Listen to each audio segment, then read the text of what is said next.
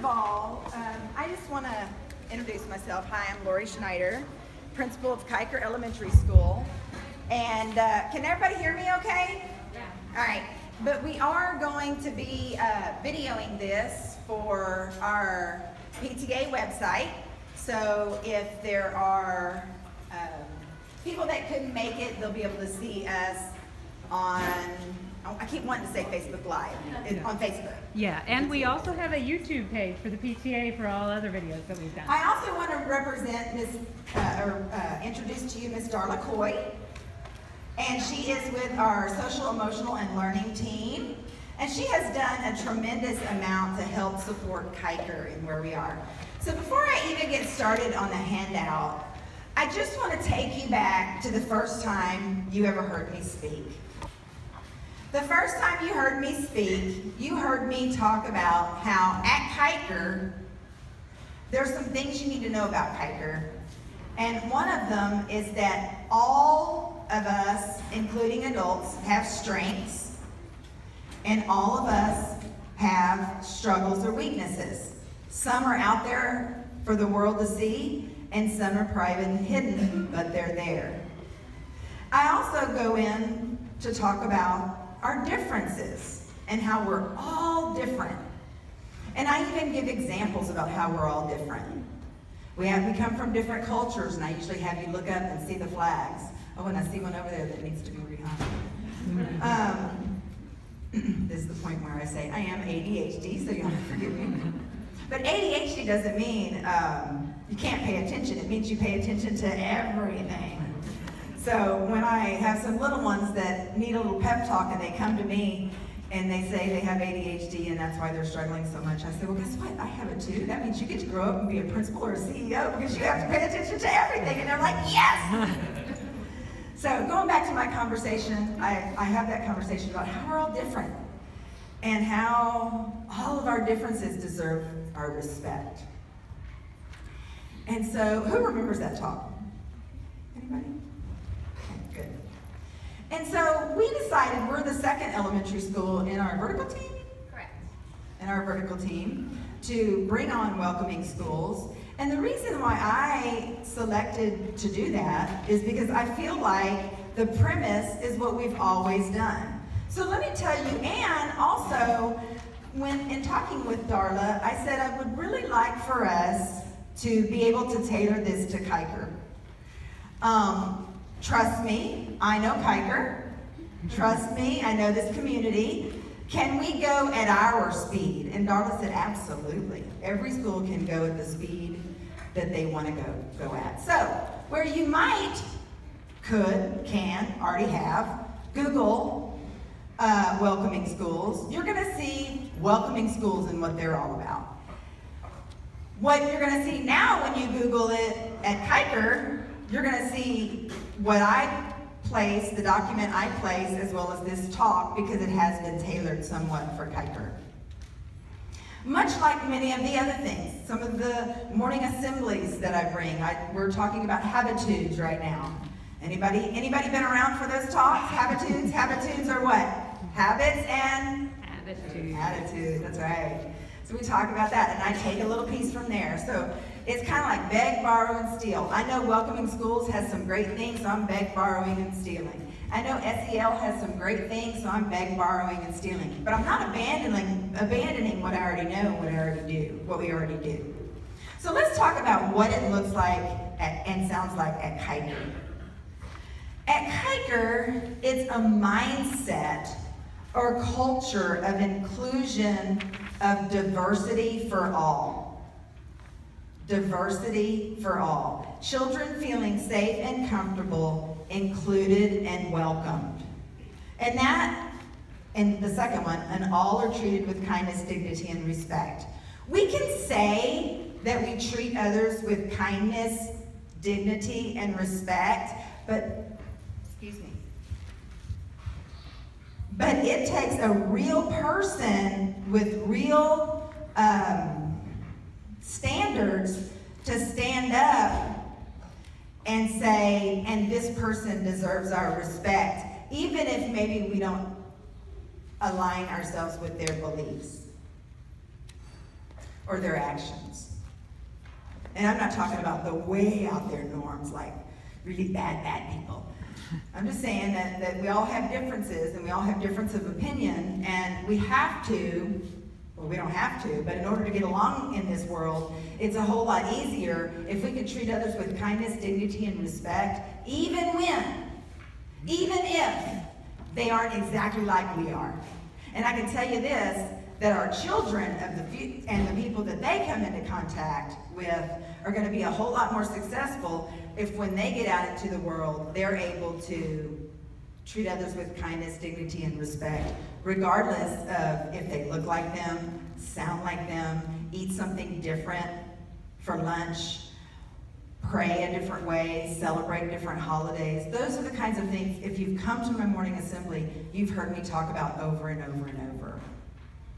Creating, what does it look like at school, at Kiker? Creating an inclusive environment in which all feel safe and comfortable, regardless of race, regardless of what they look like, regardless of religion. Who's heard me talk about that? Who's heard me talk about at morning assemblies, right before winter holiday, I try to make sure and say, if you're expecting a gift for Christmas, for Hanukkah, for other religions that you celebrate, I'm going to need my soda or something.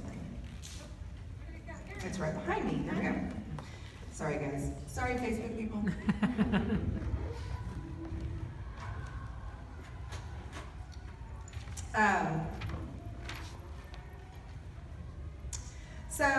Creating an inclusive environment in which all feel safe and comfortable regardless of religion, regardless of home life. A lot of times you'll hear me at morning assembly talking about the parents, your parents, or if I'm teaching children to take initiative at home and do things for your parents, I might say, for your parents, your mom, your dad, your parents, your caregivers, the people or the adults that live in your home. And I do that because there might be 2 or 3 people that don't have moms and dads at home. They might have moms and moms at home. They might have dads and dads at home. They might live with grandparents. They might live with uncles and aunts. They might be foster children. They might live with a sister or a brother, older sister or brother. My family was very non-traditional. My mom left when I was 11 years old, and I was left to raise a family of 4, my siblings that were younger than me, and my dad had to raise him too. And so our family did not look the same. And I remember those forms coming home and saying Dad and Mom, and always wishing I had Mom. I still, as a principal, get forms back in that say Dad, Mom with Dad crossed off and 2 moms written, or Dad, Mom, and Dad and Mom crossed off and 2 dads written. And so I say to the children, and I don't point out the exacts, but I say our families look, when I get to that point, and I'm talking about race, religion, home life, I say, and for, you know, when I'm talking about our differences, I say, you know, we have different cultures, we speak different languages, we celebrate different religions, we have different home lives, some of us have different, what our families look different, and I just go through it like that. And then gender choices. I haven't used that terminology yet with our students, gender choices. I don't know that I will. I am always going to make it okay for children to feel safe and comfortable to come to school.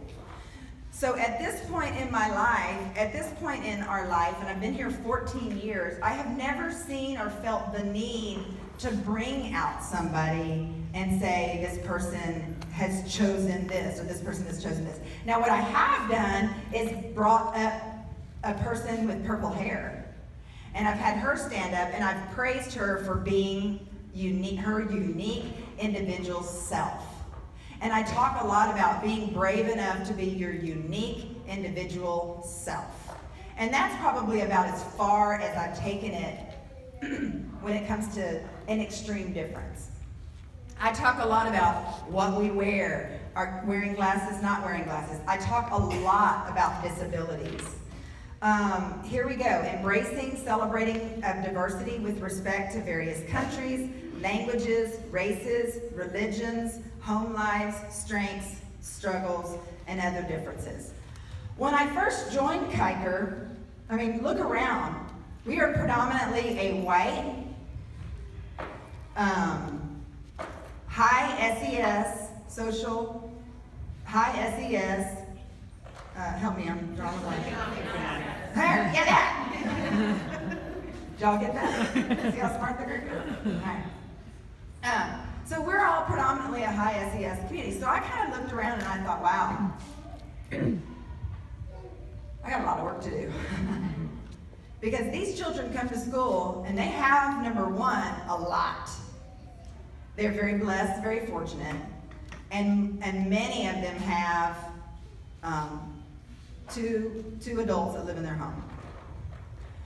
Not all, but many.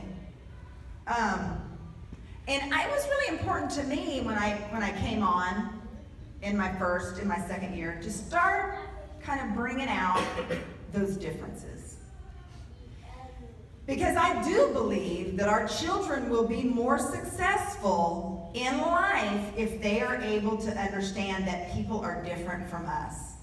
And that it's okay to have conversations with those people. And it's okay to disagree with others and still respect them. So I started pulling out the differences. And we started with our many different cultures that we come from. Yeah, we might all look the same, but when we dig a little deeper, we all come from different countries. When we dig a little deeper, we know that we have more than 20 languages spoken at Kiker that deserve our respect. So if we stopped there, we have different cultures and we have different languages.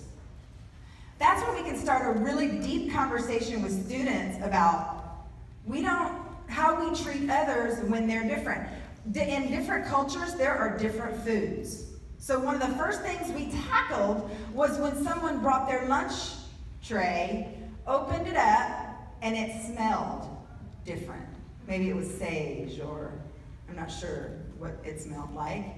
But the other kids' response was, ew. And that student quickly closed their lunchbox. Tears started rolling down their eyes. And there was sadness. And the other children didn't know they had done anything wrong. They simply were responding. They simply were reacting in the best way they knew. They had to be taught that it's okay for people to have different lunches than you. You might like SpaghettiOs the best. But you know what? They might like whatever food it was at the time.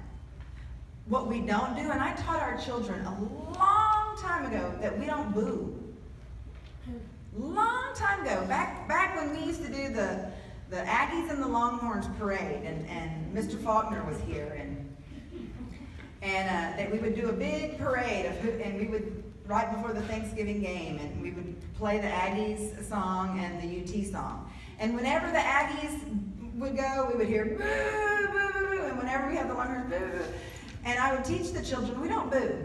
We cannot like things, but we don't boo. And we had a long talk about that. Because if we really are going to treat others with kindness, dignity, and respect, just because they like something you don't doesn't make them bad or wrong. So we started with conversations about that. The next thing that I tackled was a big one. So now we've tackled food that's different. Now we've tackled speaking different. The next thing I tackled that was different was our learning differences. And that was big. I can remember the very first time, you all know I believe that we all have strengths, and we all have differences, and I believe that to my core.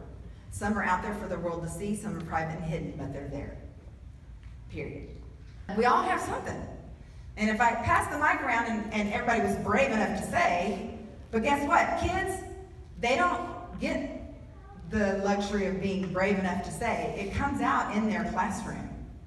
Just like in your work environment, people start knowing you, right? People start knowing you. Well, in your classrooms, you've got students that struggle with reading. You've got students that struggle with math, and you've got students that struggle with behavior. Guess which one gets picked on the most? What? Behavior. And so I took a strong stand early on with making it real clear that we all struggle. If your children need help learning how to read, we're going to help you learn how to read. If your children need help with math, we're going to help him or her with math. And if your child needs help raising his or her hand or not running around the room, we're going to provide that help. So those were adults' conversations. And then we took that conversation down to the kid level.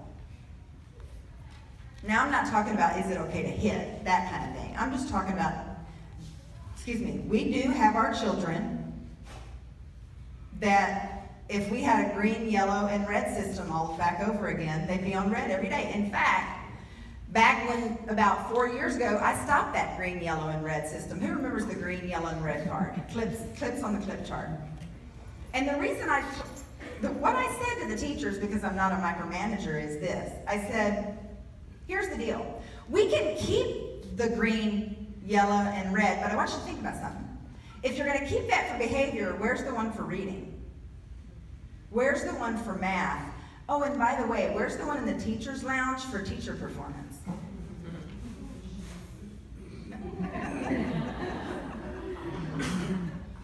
You can do what you want, but I'm just saying, I say to the teachers, and they come to me and say, we're pulling it down. We're going to find another way. And what I say to them is because here's the thing. The first week they might change, but after the first week, which clips change? How many do you think change? How many do y'all think in a classroom clips really get changed after that first week? How many do you think? 17? 2 or 3? Yeah. 3 or 4 clips. Maybe. And then here's the second thing. Those 3 or 4 clips that are changing. Does it work? Do they all of a sudden start being, is the word being behaving?